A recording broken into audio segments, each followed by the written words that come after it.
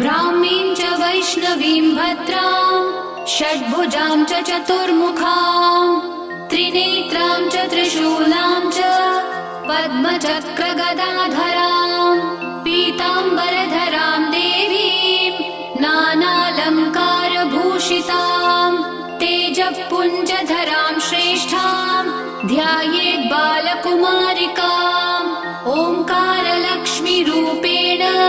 विष्णोर्हृदयमव्ययम् विष्णुमानन्दमध्यस्थम् ह्रीङ्कारबीजरूपिणी